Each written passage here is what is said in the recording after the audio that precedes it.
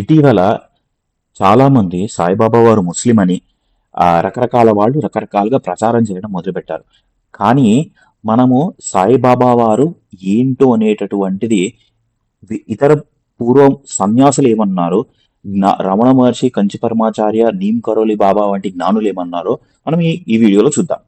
ముందు రమణ మహర్షి.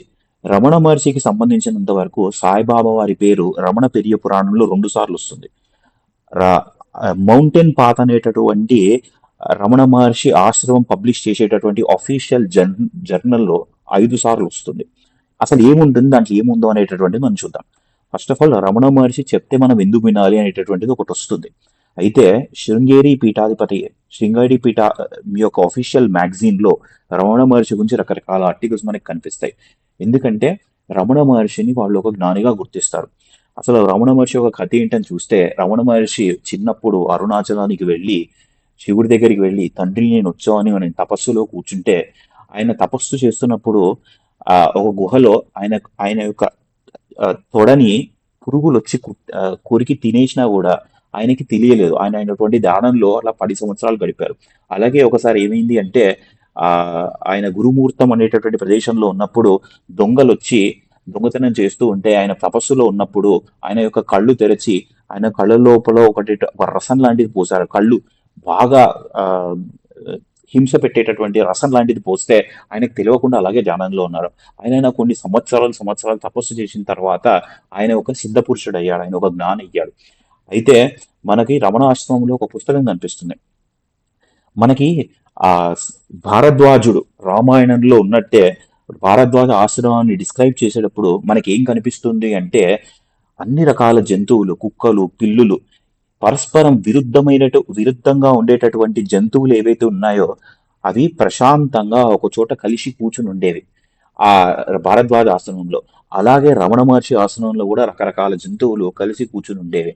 ఒక జ్ఞాని దగ్గర జ్ఞానం లబ్ధ్వా పరాం శాంతిం అనేటటువంటి భగవద్గీత సూత్రాన్ని అనుసరించి ఒక జ్ఞాని దగ్గర శాంతి అనేటటువంటిది జంతువుల దగ్గర కూడా కనిపిస్తుంది అనమాట. అయితే ఈ పుస్తకంలో మీరు చూసుంటే ఉడతలు కూడా ఆయన శరీరం మీద పాకేటటువంటివి, కోతులు లాంటి జంతువులు ఆయన దగ్గరికి వచ్చి వాళ్ళ పిల్లల్ని ఇచ్చి ఆశీర్వదించమని అడిగేవి. అటువంటి ఆయన రమణ మహర్షి. ఇంకా రమణ మహర్షి గురించి చాలా లెక్చర్స్ మన యూట్యూబ్ లో కనిపిస్తాయి, మీరు వినండి. అయితే ఈ మౌంటైన్ పాత్ జర్నల్ ఏదైతే ఉందో అది రమణ మహర్షి యొక్క అఫీషియల్ మ్యాగజైన్, రమణ ఆశ్రమం యొక్క అఫీషియల్ మ్యాగజైన్. 1964లో ప్రారంభించారు.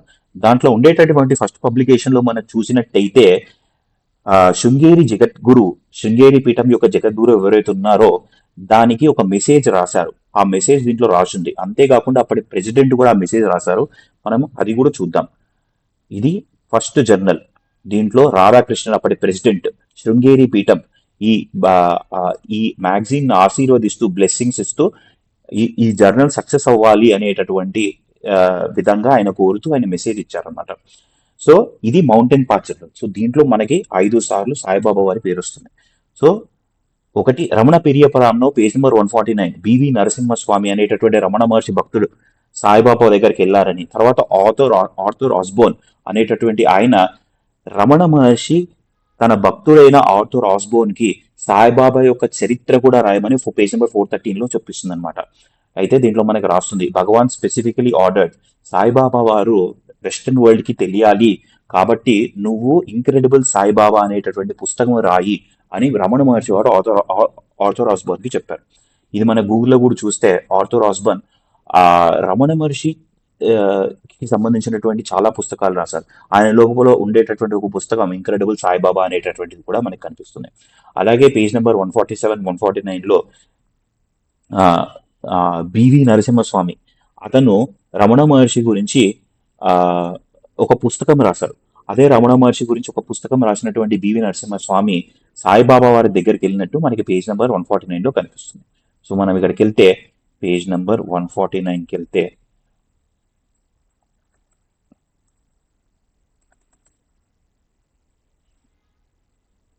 సో బివి నరసింహన్ ఉన్నప్పుడు సాయిబాబా వారి వేరు, కానీ సాయిబాబా వారిని దర్శించడానికి వెళ్ళినట్టు ఇక్కడ మనకి కనిపిస్తుంది అనమాట. అక్కడ child, I'm your Guru, stay here and right my biography అనేటటువంటిది మనకి కనిపిస్తుంది. మీరు చదవండి. అప్పటికే సాయిబాబా వారి పేరు ఆ ఆ, భారతదేశం అంతా బాకీ ఉండేది. సో అది ఒకటి ఉన్నది. తర్వాత పేజ్ నెంబర్ 413లో మనం చూసినట్టయితే ఈ ఇంక్రెడిబుల్ సాయిబాబా అనేటటువంటి పుస్తకాన్ని రమణ మహర్షి రాయమన్నారని చెప్తుంది. ఇది రమణ పెరి పురాణం. దీంట్లో రమణ మహర్షి యొక్క ఆ, ఆంతరంగిక భక్తుల యొక్క చరిత్ర దీంట్లో రాసింది. తర్వాత మౌంటైన్ పాత్ 1964లో స్టార్ట్ అయిన జర్నల్లో ఒకసారి అప్పుడు సాయిబాబా గురించి రాసింది. తర్వాత 1966 జర్నల్లో మళ్ళీ గ్రేస్ ఆఫ్ సాయిబాబా అనేటటువంటిది రాసింది. తర్వాత 1997 జూలై ఆ జర్నల్లో మళ్ళీ ఇది రాసొచ్చింది. తర్వాత 1993 జూన్లో ఇది వచ్చింది. తర్వాత 2013 జనవరిలో మళ్ళీ సాయిబాబా గురించి రకరకాల భక్తులు రకరకాల అనుభవాలు రాశారు. ఇవన్నీ మనకి మౌంటైన్ పాత్ అనేటటువంటి జర్నల్లో కనిపిస్తుంది. ఇది మనకు స్టార్ట్ అవుతే మౌంటైన్ పాత్ ఇది ఫస్ట్ ఎడిటర్ రాసింది ఆర్థర్ ఆస్బోర్న్. ఇది స్టార్ట్ చేసింది. దీంట్లో సాయిబాబా వారి పేరు ఉంటుంది. ఆ బుక్ గురించినటువంటి డీటెయిల్స్ ఉంటాయి. తర్వాత 1996లో కూడా ఇది ఉంటుంది. మీరు చూస్తే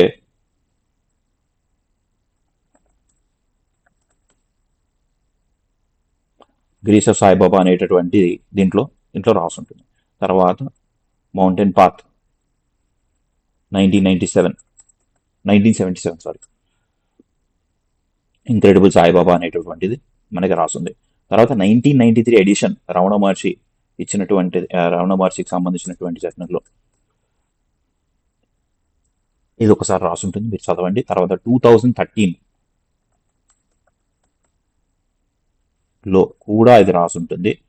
దీంట్లో సాయిబాబా ఆ, రమణ మహర్షి యొక్క భక్తులు సాయిబాబా భక్తులు కూడా ఉండేవారు అనేటటువంటిది మనకు క్లియర్ గా రాసింది. తర్వాత ఆచార్య ఎక్కిరాల భరద్వాజ్ గురించి కూడా రాశారు.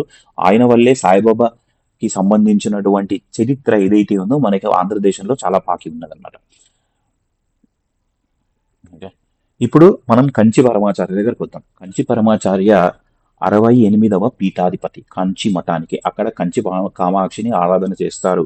అది శంకరాచార్య ఎస్టాబ్లిష్ చేసినటువంటి మఠం అది. అది ఆ, అది అద్వైతమును పాటిస్తుంది అనమాట. అయితే కంచి పరమాచార్యమే మాట ఎందుకు వినాలి అంటే, కంచి పరమాచార్య కూడా ఒక సాధారణమైన సన్యాసి కాదు. ఒక ఎగ్జాంపుల్ స్టోరీ చెప్పాలంటే, కంచి పరమాచార్య దగ్గరికి ఒక దంపతులు వచ్చి, అయ్యా మా కూతురికి పెళ్లి చేయాలి, మా దగ్గర ధనం లేదంటే పరమాచార్య అంటారు, ఎంత ధనం కావాలి, ఎంత ధనం ఉంటే మీరు పెళ్లి చేయగలుగుతారంటే వాళ్ళప్పుడు 18 వరహాలు అని చెప్పారు.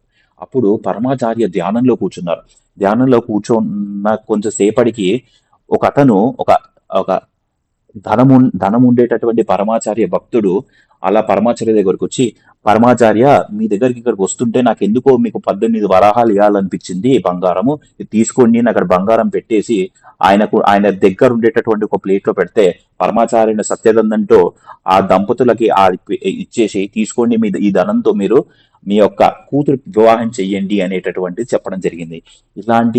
ఇలాంటి ఘటనలు పరమాచార్య దగ్గర కొన్ని వేల వందల ఆ ఘటనలు అయి ఉన్నాయి. ఇది మనము కాంచి మఠం యొక్క అఫీషియల్ వెబ్సైట్ లో కూడా మనం చూస్తాము. అందుకే ఆయన నడిచే దేవుడు అన్నారు.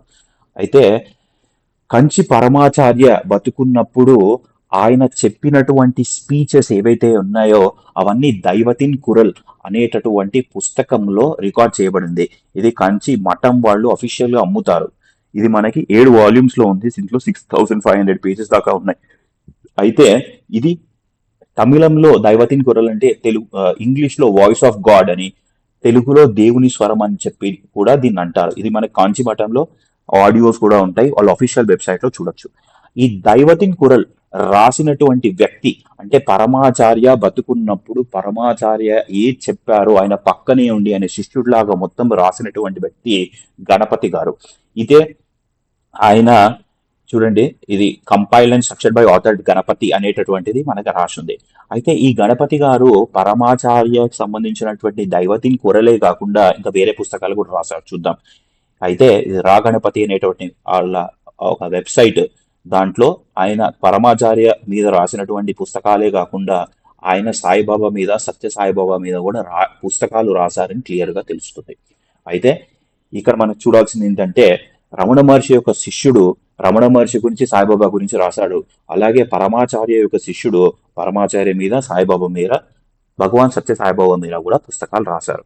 అయితే ఇదే మనకి కన్ఫర్మ్ చేస్తూ మనకి హిందూ న్యూస్ పేపర్లో కంచి యొక్క పీఠాధిపతి, ఇప్పుడు ఉండేటటువంటి పీఠాధిపతి చెప్పినటువంటిది ఏంటంటే, సత్యసాయి బాబా వారి యొక్క టీచింగ్స్ ని ఫాలో అవ్వండి. విజయేంద్ర సరస్వతి గారు చెప్పినటువంటిది మనకి ఇక్కడ హిందూ న్యూస్ ఆర్టికల్లో కనిపిస్తుంది. అయితే ఇప్పటికి కూడా సత్యసాయి బాబాని ఫాలో అవ్వండి అనేటటువంటిది ఆయన చెప్పారు. కానీ మనం సత్యసాయి బాబా యొక్క అఫీషియల్ వెబ్సైట్ చూసుకుంటే ఇప్పటికి కూడా వాళ్ళ యొక్క ప్రశాంత నిలయంకి వెళ్ళి చూస్తే వాళ్ళు అక్కడ సాయిబాబాని ఆరాధన చేస్తారు. ఇన్ఫాక్ట్ చాలా వరకు భక్తులు, సత్యసాయిబాబా యొక్క భక్తులు, సాయిబాబాయే సత్యసాయిబాబా లాగా వచ్చారని చెప్పేసి ఆయన అనుకుంటారు. సత్యసాయిబాబా వారు సాయిబాబా మీద పాడినటువంటి చాలా వరకు పాటలు యూట్యూబ్ లో మనకి ఇంకా కనిపిస్తాయి. అయితే ఇంకొక విషయం ఏంటంటే, సత్యసాయి బాబా వారి దగ్గర, భగవాన్ సత్యసాయి బాబా వారి దగ్గర ఎంఎస్ సుబ్బలక్ష్మి ఎవరైతే భారతరత్న ఉన్నారో ఆయన దగ్గరికి వెళ్ళి పాటలు కూడా పాడేవారు. అయితే ఈ ఎంఎస్ సుబ్బలక్ష్మి గారు మన కంచి పరమాచార్య కూడా చాలా భక్తురాలు. అయితే మైత్రీం భజతాం అనేటటువంటి పాట ఏదైతే ఉందో, కంచి పరమాచార్య వాళ్ళు కంచి పరమాచార్య వారు కంపోజ్ చేసినటువంటి ఒక పాట. ఆ పాటని మన ఎంఎస్ సుబ్బలక్ష్మి గారు యుఎన్ అసెంబ్లీలో 1996లో కూడా పాడారు.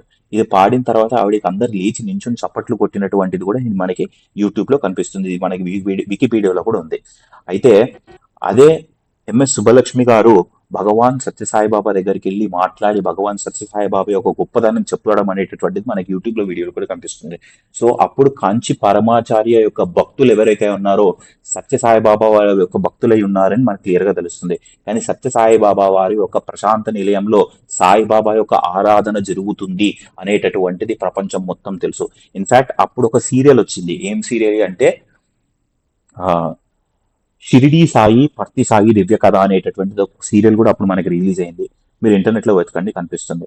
ఇంకొకటి ఏంటంటే, జగద్గురు శ్రీ పెరియావ కంచి పరమాచార్య పోస్ట్ అనేటటువంటి ఒక ఫేస్బుక్ పేజ్ ఉంది. దీంట్లో కంచి పరమాచార్య చేసినటువంటి లీలలన్నీ కనిపిస్తాయి.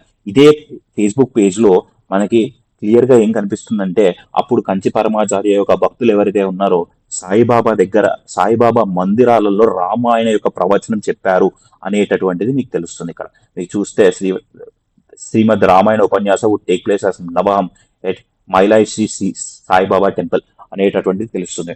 సో సాయిబాబా యొక్క కంచి పరమాచార్య యొక్క భక్తులు ఎవరైతే ఉన్నారో సాయిబాబా గుళ్ళల్లో రామాయణం చెప్తున్నారు అనేటటువంటిది మనకి దీంట్లో నుంచి అర్థమవుతుంది. అదే కంటిన్యూషన్ లో ఇంకా మీరు చూస్తే ఇప్పటికీ కూడా కాంచి మఠము 2014లో ఒక చండీ యాగం చేశారు. ఆ చండీ యాగం ఏదైతే ఉందో అది సాయిబాబా మందిరంలో చేశారు, చికాగోలో. ఇది చాలా వెబ్సైట్ లో వచ్చింది. ఇది ఒక వెబ్సైట్, ఇది ఇంకొక వెబ్సైట్. ఇది అఫీషియల్ నోటిఫికేషన్ ఏదైతే ఉందో సాయిబాబా మందిరాలలో చికాగోలో చేశారు అనేటటువంటి మనకు తెలుస్తుంది. తర్వాత నీమ్ కరోరీ బాబా కూడా సామాన్యమైన వ్యక్తి కాదు. ఆయనని ఒకసారి ఒక ట్రైన్ టికెట్ లేదని చెప్పేసి ట్రైన్ నుంచి దింపేసిన తర్వాత నీమ్ కరోరీ అనేటటువంటి స్టేషన్ లోనే దింపితే ఆయన దిగిన తర్వాత ఆ ట్రైన్ ఎంత ట్రై చేసినా కదలలేదు. తర్వాత ట్రైన్లు మార్చి ఏం చేసినా, ఎంత రిపేర్ చేసినా కదలపోయేసరికి ఆ ట్రైన్ వ్యవస్థలో ఉండేటటువంటి టీటీ వెళ్ళి నీమ్ కరోరీ బాబాని క్షమాపణ అడిగి మళ్ళీ ట్రైన్ ఎక్కమంటే అప్పుడు ఆ ట్రైన్ కదిలింది. నీమ్ కరోరీ బాబా ఒక గొప్ప హనుమంతుడు భక్తుడు. అయితే నీమ్ కరోరీ బాబా డిసైపుల్ ఎవరైతే ఉన్నారో ఆయన పేరు రామ్ దాస్.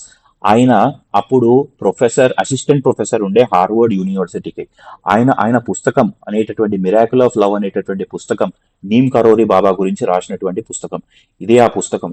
మీరు చూసినట్టయితే మిరాకిల్ ఆఫ్ లవ్ అని, వీరే నీమ్ కరోరీ బాబా, అది రాసింది రామదాస్ గారు. అయితే ఆ పుస్తకంలో షిరిడి సాయిబాబా గురించి చాలా చెప్తూ ఒక మాట రాశారు.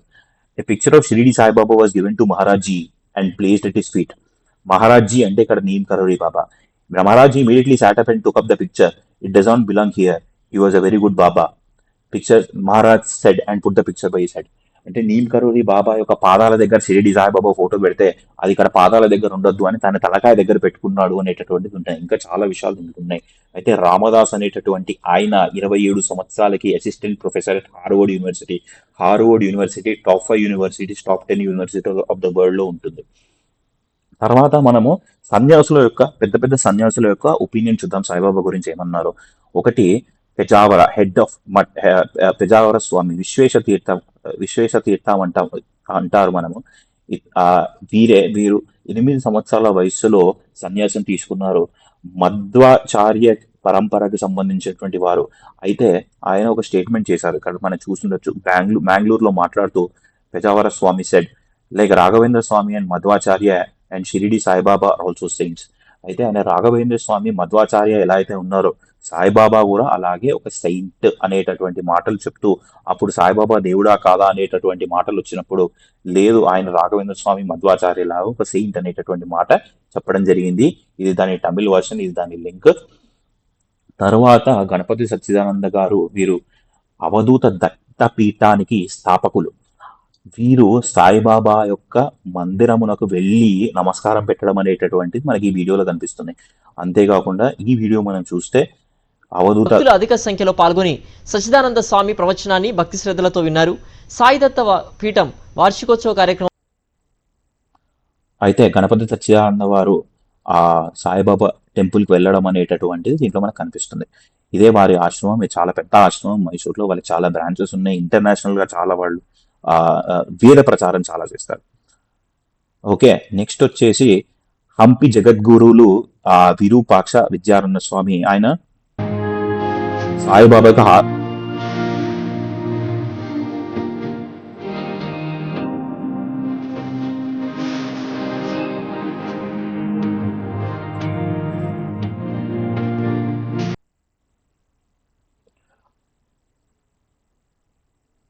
అయితే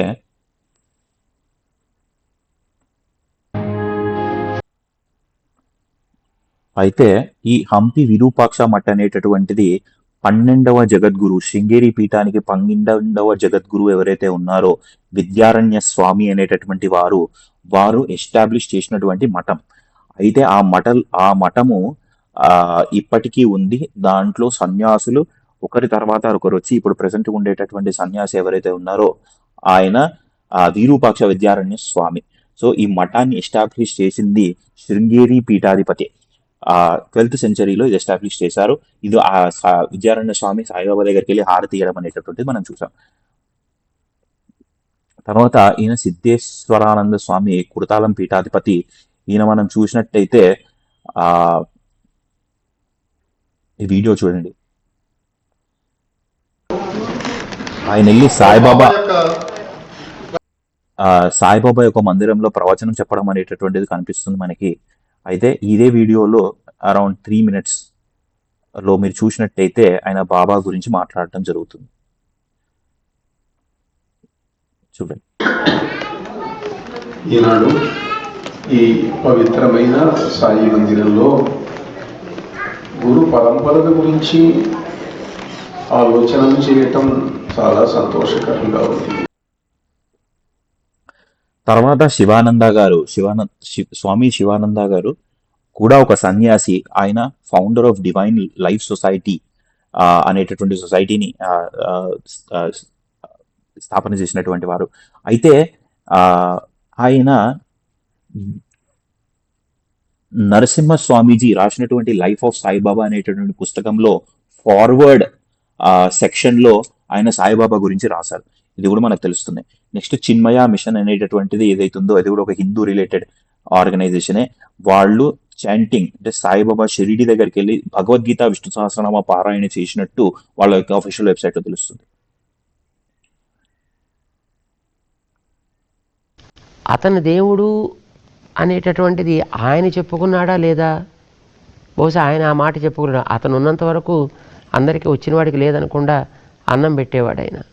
చక్కగా ఎవరికైనా ఏమైనా వచ్చి సమస్యలు వస్తే ఆయన విష్ణు సహస్రనామం చదువుకోండియా అని చెప్పేవాడే. ఆయన ముస్లిమా? ఐ థింక్ అలాగూ కాదనుకుంటాను. పోనీ ఆయన హిందువా? అది కాదనుకుంటాను. ఆయన ఒక సాధు, మంచి వ్యక్తి. అయితే సాయిబాబా వారు గురించి పురాణం చెప్పినటువంటి స్పీకర్స్ ఏమన్నారో మనం చూద్దాం. వర్ధిపత్తి పద్మాకర్ గారు ఆయన త్రిభాషా సహస్రావధాని. ఆయన ఆల్మోస్ట్ 18 పురాణముల స్పీచెస్ ఇచ్చారు. ఆయన మహాభారతం చెప్పారు. చాలా ఉపపురాణాలు కూడా చెప్పారు. ఆయనే సాయిబాబా మీద ఒక వీడియో చేసి సాయిబాబా యొక్క మహాత్మ్యం అనేటటువంటిది చెప్పడం జరిగింది. ఇది యూట్యూబ్ లో ఉంది. నెక్స్ట్ చాగంటి కోటేశ్వరరావు గారి గురించి మన తెలుగు రాష్ట్రాలకు అందరికీ తెలిసినటువంటిదే. ఆయన రామాయణము, శివపురాణము, భాగవతము లాంటి ఎన్నో పురాణాల గురించి ఆయన చాలా చెప్పడం జరిగింది. ఆయన సాయిబాబా జీవిత చరిత్ర గురించి మాట్లాడడం జరిగింది. తర్వాత గరికిపాటి నరసింహారావు గారు, ఆయన పద్మశ్రీ అవార్డీ, ఆయన కూడా సహస్రావధాని, ఆయన ఎన్నో పురాణాలు మహాభారతం మీద ఆ ఆ, ప్రవచనం ఇవ్వడం జరిగింది. ఆయన కూడా సాయిబాబా మీద చెప్పడం జరిగింది. అలాగే మల్లాది చంద్రశేఖర శాస్త్రి గారు, ఈయన ఇప్పుడు లేరు కానీ ఆయన ఉన్నప్పుడు కూడా ఆయన చాలా పురాణాలు, మహాభారతం ఇత్యాది రకరకాల పురాణ గ్రంథాల మీద ఆయన చాలా ప్రవచనాలు చెప్పడం జరిగింది. ఆయన కూడా సాయిబాబా వారి మీద చాలా వీడియోలు చెప్పారు. ఆయన సాయిబాబా మీరు చూసినట్టయితే. తర్వాత లాస్ట్కి బ్రహ్మశ్రీ సామవేదం శర్మకు శర్మ వారు కూడా చాలా ప్రవచనాలు సాయిబాబా యొక్క మందిరంలో చెప్పడం జరిగింది అనమాట.